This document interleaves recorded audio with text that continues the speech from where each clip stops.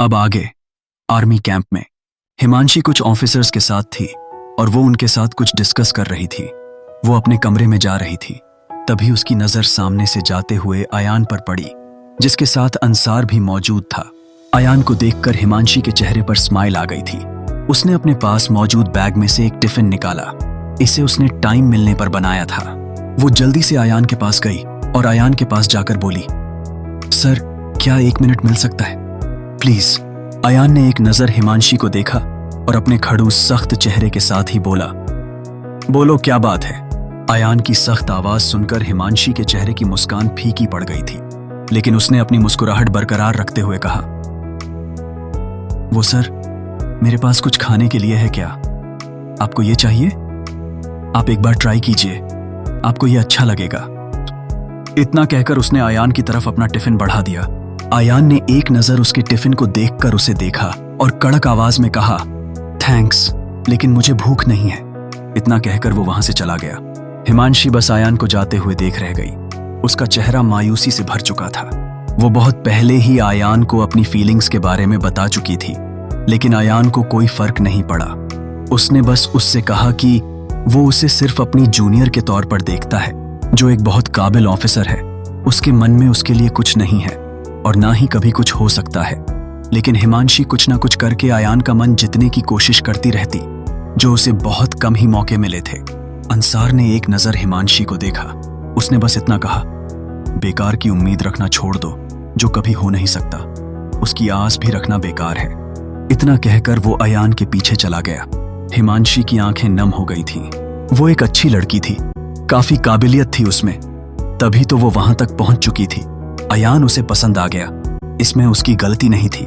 पसंद तो कभी भी और कोई भी आ सकता है। कुछ देर बाद एक खाली ग्राउंड पर वहां अयान अकेला बैठा था। आसपास कोहरा छाया हुआ था और ठंड भी बढ़ती जा रही थी, लेकिन उसे इन सब का कोई असर नहीं हो रहा था। वो आसमान में देखने की कोशिश कर रहा था, जहां सिर्फ बादल छाए हुए थे। चांद तो दूर, एक तारा भी नजर नहीं आ रहा था। अयान की दोनों आंखें पूरी तरह लाल थीं।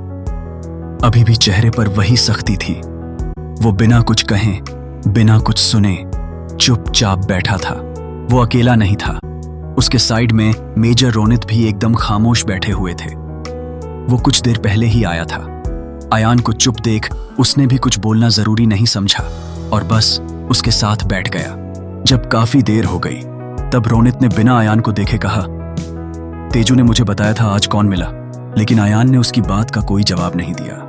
रोनित ने अयान के चेहरे को देखा, जिसके चेहरे पर उसकी बात सुनकर कोई भाव नहीं आया। ये देखकर रोनित ने एक गहरी सांस लेकर कहा, मैं जाऊं फिर। तब भी अयान ने कोई जवाब नहीं दिया। रोनित अयान के चेहरे को गौर से देख रहा था, जिसे किसी के होने या होने से कुछ फर्क ही नहीं पड़ता था। रोनित ने अपना नामे सर हिला दिया और उसी के पास बैठा रहा। अगले दिन रिजॉर्ट में युवराज फिर से हैरान परेशान था और गुस्सा भी। महिका फिर गायब थी और दोबारा उसकी लोकेशन नहीं मिल रही थी। महिका एक मीटिंग अटेंड करके फिर से गायब हो चुकी थी, जिसका उसे कुछ पता नहीं चल पा रहा था। युवराज को महिका की बहुत चिंता हो रही थी।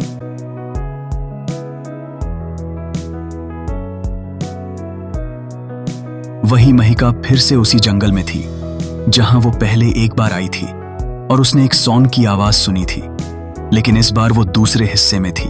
वो हमेशा की तरह एक जगह शांति से खड़ी रहती थी। वो आजकल उस जगह इसलिए थी क्योंकि उसे वहां शांति मिलती थी और उसे शांति बहुत पसंद थी। आज जगह जगह कोहरा भी था, लेकिन महिका को कोई फर्क नहीं पुड़ी की आँच रहा था। वो हमेशा की तरह चुपचाप खड़ी ही थी। आंखों में हमेशा की तरह कोई भाव नहीं थे। कुछ देर बाद महिका ने आसमान में देखा, मौसम बिगड़ रहा था, कोहरा भी बढ़ता जा रहा था। ये देखकर महिका ने वापस जाने के बारे में सोचा। वो वापस जाने लगी, लेकिन वो बीच में भी रुक गई। उसने आसपास देखा, उसकी आंखें सिकुड़ गईं, क्योंकि शायद वो गलत रास्ते पर आ गई थी। ये वो नहीं था जहां से वो आई थी और कोहरे की वजह से उसे ज्यादा कुछ समझ भी नहीं आ रहा था।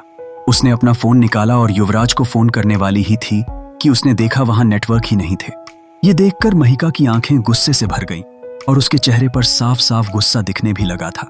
उसने अपनी कलाई में बंधी लाखों की वॉच को देखा, जिससे युवराज को उसकी लोकेशन मिलती रहती थी, लेकिन महिका ने ही इसे बंद कर रखा था।